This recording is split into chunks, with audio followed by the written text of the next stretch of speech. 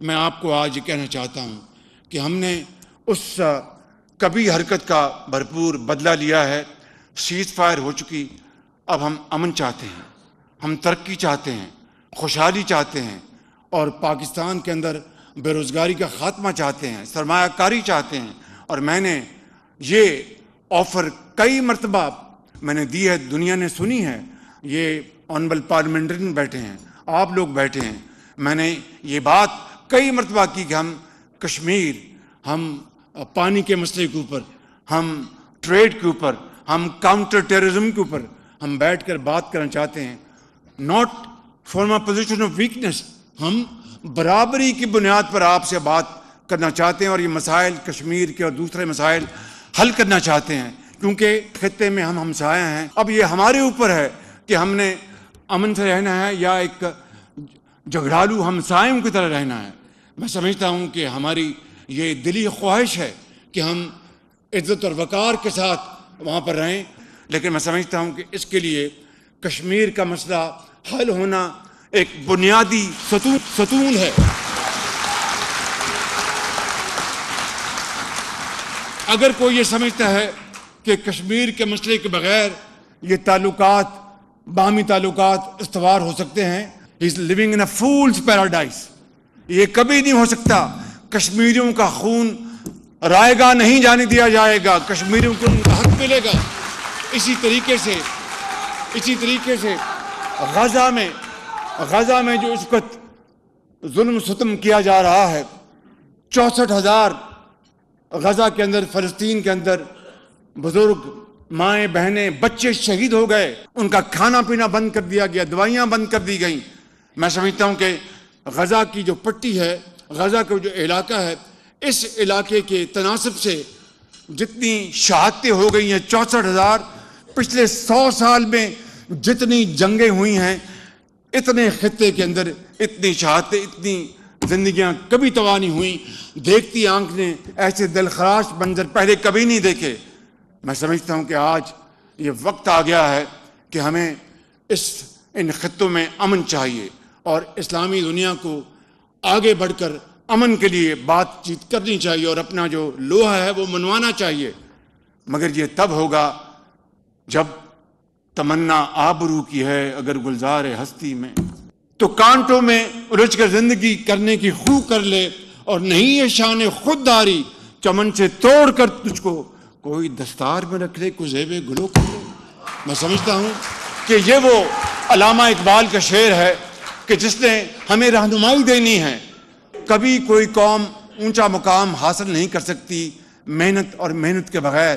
یہ جنگ اگر جیتی ہے تو اللہ تعالیٰ کا خاص انعام اور کرم، اور افواج پاکستان کا عظیم ولولہ اور ان کی عظیم شجاعت، اور ہمارے ملٹری لیڈرشپ سید عاصم منیر کا وہ دلیرانہ اور بڑا منجا ہوا ان کا رول، جس کی وجہ سے ہماری یہ فتح نصیب اللہ تعالیٰ نے ہمیں دی.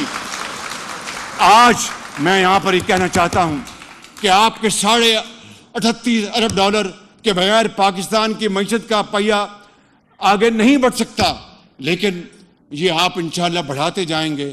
ہمیں قرضوں سے نجات حاصل کرنی ہے، ہمیں اپنے پاؤں پہ کھڑا ہونا ہے. ہمیں پاکستان کو جہاں پر ہم نے ایک عظیم عسکری قوت بنا دیا ہے، پاکستان کو ایک عظیم معاشی قوت جب بنا لیا تو پھر دنیا ہماری آواز سنے گی. دنیا پھر ہمیں بھی آگے بڑھ کر ہمیں بھی وہی کرام دے گی جو کہ آج دوسروں کو مل رہا ہے. میں سمجھتا ہوں کہ اس کے لیے یہ قوم بڑی عظیم قوم ہے، بڑی جری قوم ہے. ہماری جو یوتھ ہے، پاکستان کی آبادی کا 60% حصہ جو ہے وہ یوتھ ہے. اور چینی کہاوت ہے کہ every challenge has an opportunity.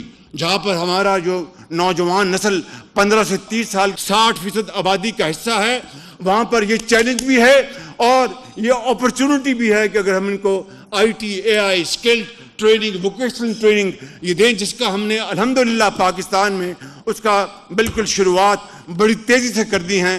Pakistan کے پاس بہت کم تیل ہے، بہت کم گیس ہے. ہمارا اثاثہ کیا ہے؟ ہماری نوجوان نسل. اس نوجوان نسل کو اگر ہم بہترین ٹریننگ دیں گے، اس کو علم دیں گے، تو خدا کی قسم یہ پاکستان کو پاکستان کے جھنڈے کو آسمانوں پر لے جائے گی، کیونکہ صرف اور صرف محنت ہی وہ بات ہے جس سے قومیں بنتی ہیں۔ آپ پاکستان کے عظیم امبیسڈرز ہیں، پاکستانی قوم بڑی عظیم قوم ہے۔ اگر ہم مل کر یہ فیصلہ کر لیں کہ ہم نے غربت کا خاتمہ کرنا ہے، تو جس طرح ہم نے 6 جہاز گرائے، یہ غربت کا خاتمہ بھی انشاءاللہ ہم کر کے دکھائیں گے۔ اگر ہم فیصلہ کر لیں پاکستان کو معاشی لحاظ سے قرضوں سے نجات دلوانی ہے، تو خدائے بزرگوں برتر کی قسم ہے کہ یہ مشکل ضرور ہے، ناممکن نہیں ہے۔ اس کے لیے صرف ایک ہی چیز چاہیے، and that is the will to do, کہ ہم کمر باندھ لیں اور فیصلہ کر لیں کہ ہم دن رات محنت کریں گے، دن رات محنت کریں گے، تو اللہ تعالیٰ ہمیں انشاءاللہ وہ مقام دلوائے گا جو کہ پاکستان جب مارج وجود میں آیا تو حضرت قائد اعظم کی عظیم تحریک میں لاکھوں مسلمانوں نے قربانیاں دیں، خون کے دریا انہوں نے عبور کیے، ماں اور بہنوں کے آنچل پھٹے، اور وہ اپنے گھر بار کو ہندوستان میں چھوڑ کر اپنی آنکھوں میں یہ خواب بسائے کہ ہم پاکستان جا رہے ہیں، ہندو سامراج اور انگریز سامراج سے جان چھڑا کر ایک ایسے ملک میں جا رہے ہیں جہاں پر ہمیں صرف اور صرف میرٹ، محنت اور امانت اور دیانت کی بنا پر ہمیں موقع ملے گا۔ یقین کریں کہ یہ وہ خواب تھا حضرت قائد اعظم کا۔ میرے بزرگوں، میرے بھائیوں اور بہنوں، میں آج آپ کو یہ کہنے آیا ہوں کہ ہم مل کر انشاءاللہ ہم وہ پالیسیاں بنا رہے ہیں کہ ہم انشاءاللہ قرضوں سے نجات حاصل کریں گے، سرمایہ کاری کو آگے لے کے آئیں گے اور پاکستان کو عظیم بنائیں گے۔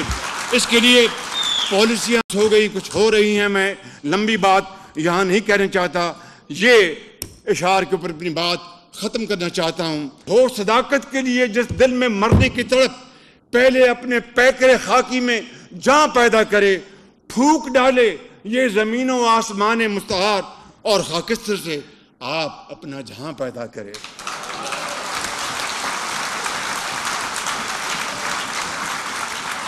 جب اپنا قافلہ عزم و یقین سے نکلے گا، جہاں سے چاہیں گے رستہ وہیں سے نکلے گا، وطن کی مٹی مجھے ایڑیاں رگڑنے دے، مجھے یقین ہے چشمہ یہیں سے نکلے گا۔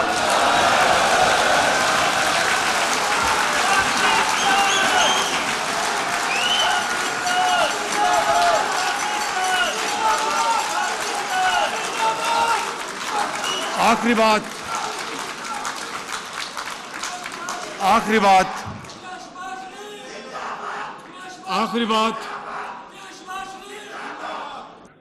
بات یہ کرنا چاہتا ہوں کہ اتحاد اور اتفاق یہ شرط اول ہے، اور اس وقت میں تفصیل میں جائے بغیر یہ کہنا چاہتا ہوں، اس وقت اگر یہ جنگ جیتی، اگر معاشی اشاریے بہتر ہوئے اور دوسرے جو ڈپلومیٹک ہماری اچیومنٹس ہو رہی ہیں، بخدا without any fear of contradiction I want to tell you this is nothing but result of Allah Almighty's infinite mercy and His benevolence, His blessings, and then unity of thought and action.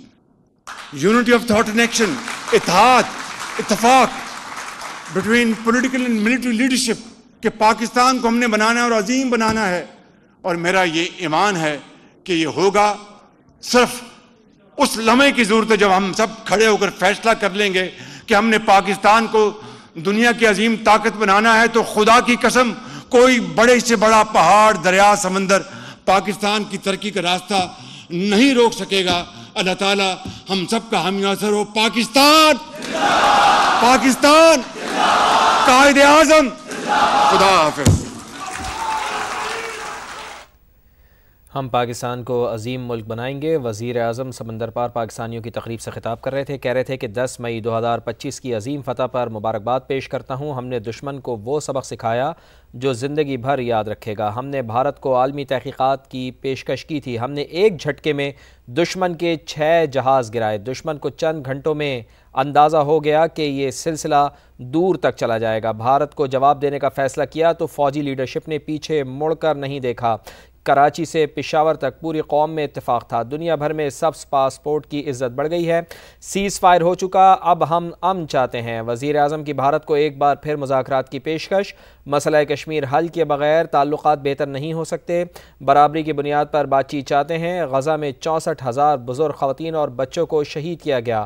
Gaza میں فوری طور پر جنگ ختم کی جائے، میاں شہباز شریف نے یہ مطالبہ بھی کیا۔ فیلڈ مارشل نے جنگ کو بہترین انداز میں لیڈ کیا، وزیر اعظم کی جانب سے یہ کہا گیا۔